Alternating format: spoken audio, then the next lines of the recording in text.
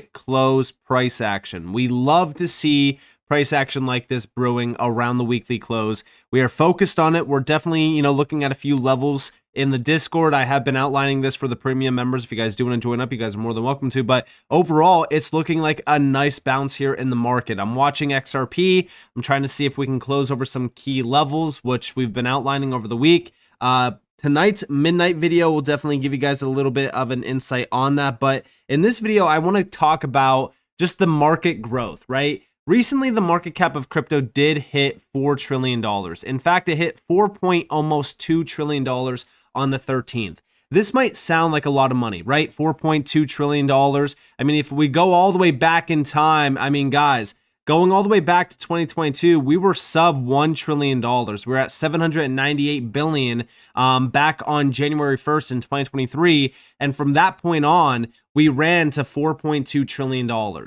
This might sound crazy, but guess what? This is just the starting point. I do see crypto hitting $10+ trillion. It might not happen this year. It might not happen next year, but we are going to be a $10+ trillion asset class. And that is still a very small feat for crypto because we are targeting $100+ trillion in assets moving on chain. We are targeting some of the largest markets out there.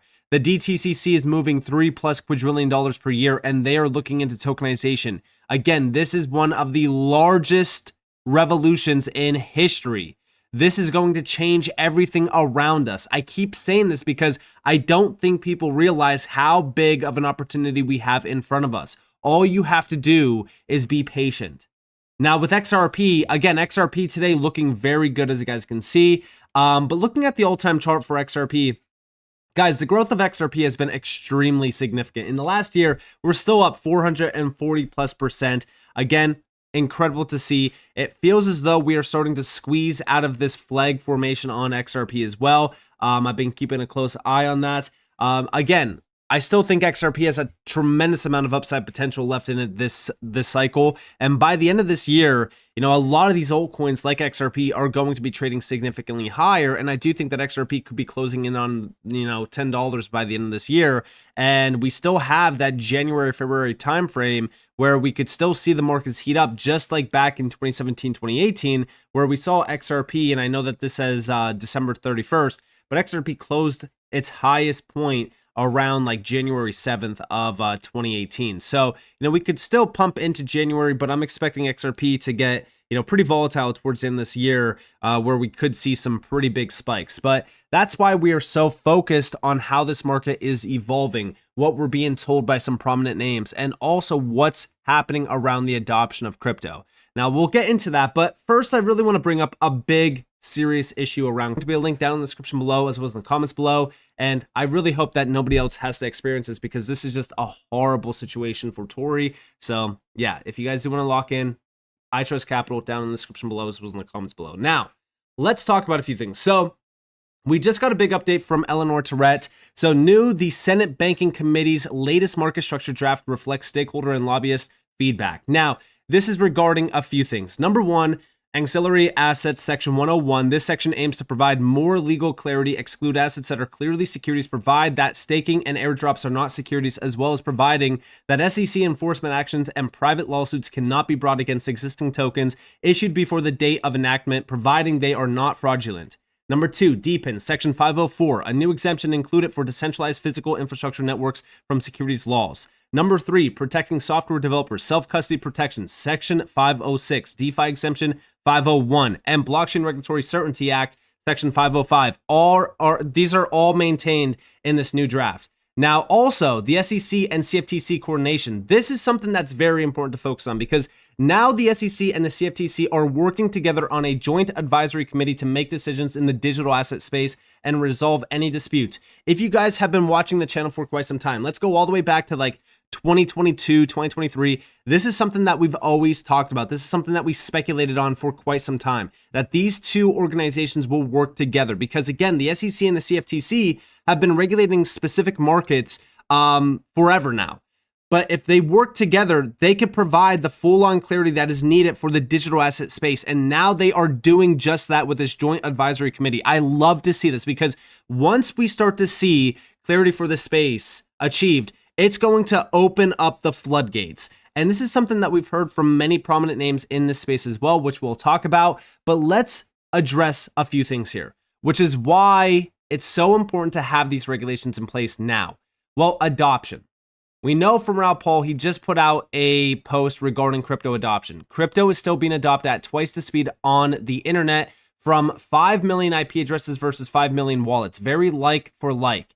And we could see that here in this image. This is crypto users versus internet users yearly growth. And we could see year one equals users. And this is where we could see, the 5 million mark being targeted. So this is greater than 5 million users. And we could see with, crypto compared to the internet users, right? We are outpacing it significantly. By year 9, we have over 442 million more users than the internet. This is showing us how quick crypto is evolving, how quick crypto is being adopted. And what do you think is the next catalyst for this growth? Regulations. This is where we could start to really see the crypto space erupt in a big way. And we have down here, and it's on its way to 4 billion by 2030. That's right, 4 billion crypto users by 2030. That is a crazy stat line. And all it takes is one big use case. This could be stablecoin adoption. It could be, gaming. It could be anything. But I do think that it's going to be payment.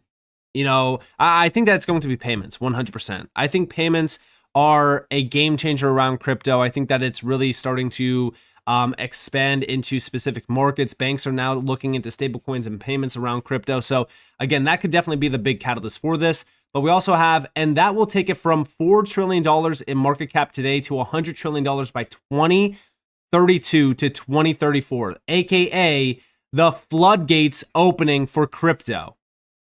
And we have, and that is driven by the two secular trends, adoption and debasement. Debasement explains 90% of price action. Adoption explains 100% of outperformance versus debasement. And here we could see, just the total liquidity index with Bitcoin. He's just kind of showing us how, the total liquidity index and Bitcoin are kind of aligning perfectly, and we'll continue to see this align, and that will actually push Bitcoin up. But think about altcoins during this time, because we will start to see that decoupling of altcoins versus Bitcoin, where we do continue to see that big growth around the altcoin market compared to Bitcoin, because Bitcoin's growth, it's only going to continue to diminish, right? And I've talked about this on multiple occasions. This is where altcoins really start to steal the show.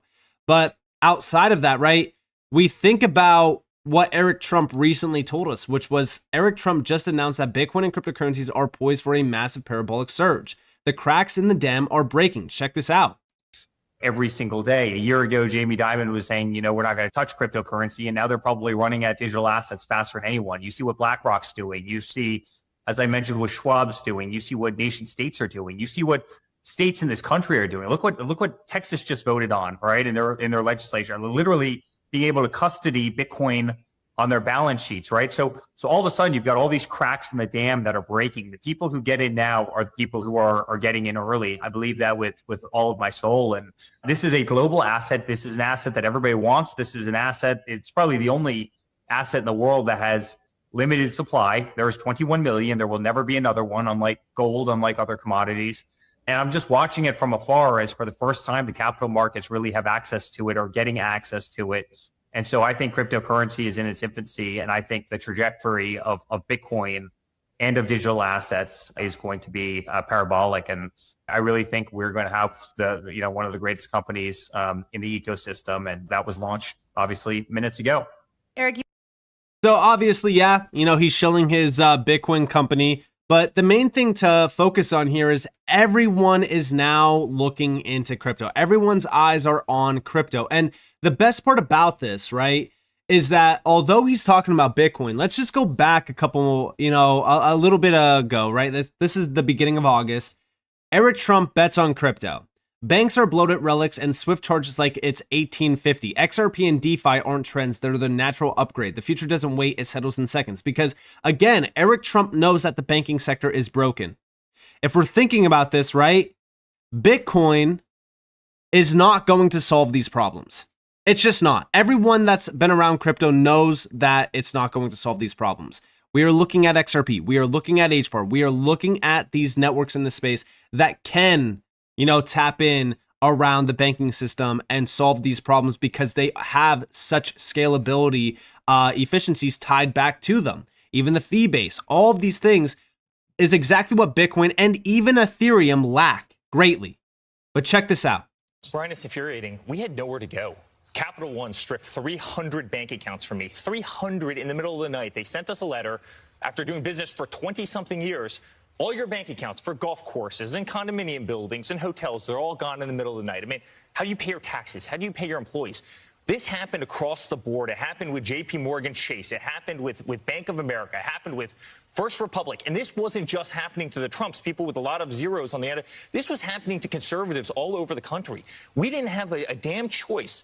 So before my father, won the election, before my father was in office, we started getting into cryptocurrency. The people in cryptocurrency were being debanked just like Trump was being debanked. Right. And you know what? It's become the fastest growing industry anywhere in the world. It's actually removed a lot of the power from the big banks who have weaponized their platforms against the American people, and I could not be more proud to be. I don't know. Brian, So, yeah, I mean, listen, when we think about the banking system, it's broken. It's completely broken. And this also goes hand in hand with what he was telling us a few months back as well, where, he said that crypto has the power to replace Swift. It has the power to change the way that the banking system works because, at the end of the day, we know that the biggest shift happening here is stablecoins. Stablecoin adoption is surging around the world because people know that you could send stablecoins at a fraction of, a penny. It's insane when you think about the pros and cons of utilizing crypto compared to banks. This is why I keep saying that, once people realize the power of crypto, and I'm talking about like traditional people, like people that don't know about crypto all that much. Once they start learning about crypto, their eyes just, widen and they're like, I know exactly why crypto is now going to be the future. I understand it because all it takes is a little bit of learning to realize, wow, this really is the future of finance. Anyone that made a transaction through Western Union or even through PayPal, anything, right? Because again, these are user interfacing apps. PayPal, Cash App, Venmo, they're all useless. All they are is a fancy UI built on the back of a broken financial system. And then you use crypto. And then you immediately see the benefits. I mean, it doesn't take you a little bit of time to understand it. It doesn't take you a little bit of time to, see the benefits. No, it's an immediate reaction because the settlement of those transactions are, they're so fast, seconds. On top of that, the fees, you're shocked by it because you can move millions and millions and millions of dollars for a fraction of a penny. The XRP ledger, right? $50 million was moved over the XRP ledger and they paid cents on it. You move $50 million in the traditional system and you are paying an absurd amount of money in fees. This is why when we think about the adoption of crypto, yeah, it's surging. When we hear these discussions from individuals like Eric Trump or any prominent name, right, they're telling us one thing, it's Bitcoin, it's Bitcoin, it's Bitcoin, but they're distracting us. But they also give us a little bit more, right? Bitcoin and cryptocurrencies, Bitcoin and digital assets, Bitcoin and these other top projects. That other and those, other digital assets and those cryptocurrencies, that's the section that you need to really pay attention to, right? Like that's the part that you need to tap into because it's not about Bitcoin. It's never been about Bitcoin. Bitcoin was the first major mover, right? It's what allowed these other, cryptocurrencies to become today. But again, the future is not about Bitcoin. The future is about what networks can be tapped in to move trillions and trillions of dollars every single day. Stablecoins, tokenization, all of these things are starting to heat up. Yeah, the cracks in the dam are breaking. Yes, the floodgates are opening. Yes, 2025 has been the year of regulations and big banks and these institutional players to tap into crypto because they know that if they don't, crypto is going to eat their lunch. So they need to tap in now. This is why when we look at these charts around adoption, this is just the beginning. Yes, crypto is a $100 trillion asset class. Yes, it will hit $100 trillion plus in market cap. And I do believe that will happen by 2032, 2034.